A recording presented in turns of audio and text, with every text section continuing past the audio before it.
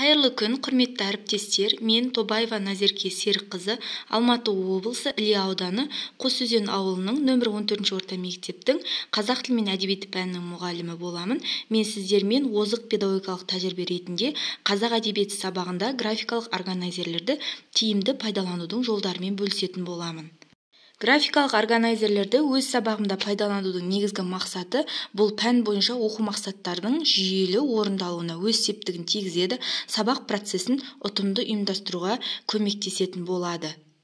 Мен қатар графикалық органайзерлер бұл сабақтың бейне жоспары болып табылады. Графикалық органайзерлерді пайдаланудың нәтижесі бұл сол тақырыптың тұтастығын, қисындылығын, ықшамдылығын және көрнекілігін қамтамасыз етеді. Графикалық органайзерлер арқылы сабақ беру бұл осы оқу бағдарламасындағы оқу мақсаттарын жүзеге асырудың негізгі тиімді жолы болып табылады.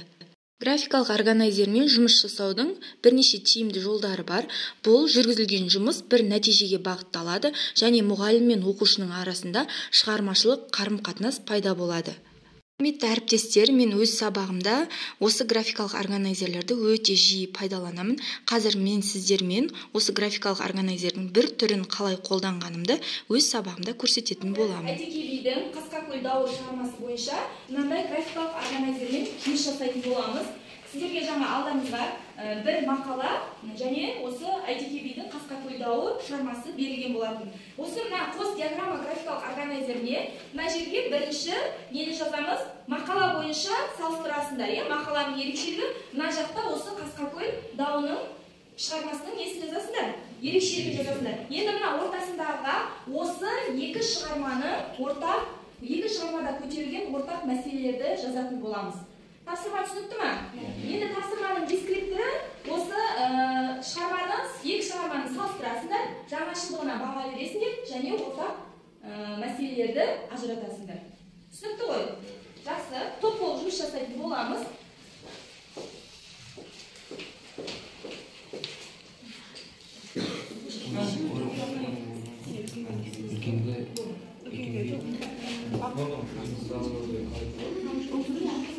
Сендерге ұсынылған қос диаграмма графикалық органайзері бойынша жұмысты аяқтап болды.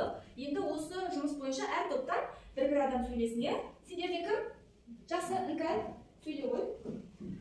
Мақала 5 мемлекеттің теңізге деген құқықтық мәртебесі, Қазақстанның тарихи шешімге қол жеткізуі, Каспий теңізінің қауіпсіздігі, конвенция арқылы 5 мемлекетті қосылуы, Каспий бестігі. Қасқакөл дауы, билердің бас қосуы, 300-дің ақылы, Орманбеттің қырсықтығы, үлкенге құрмет, даудың шешімі. Ортақ мәселесі, жер мәселесі, үздіксіз мәселе және де жиынның нәтижесі және де түйіннің шешімі. Жақсы.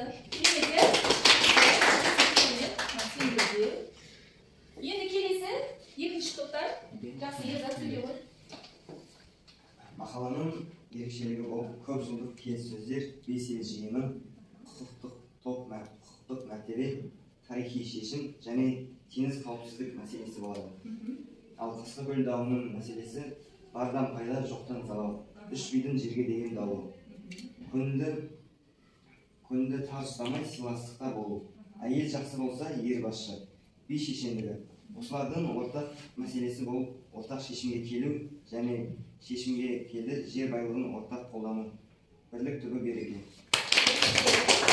Ортақ мәселелерді өте жақсы қарастырады дегенсіздер, екі топтан. Жақсы, үшінші топ. Айша.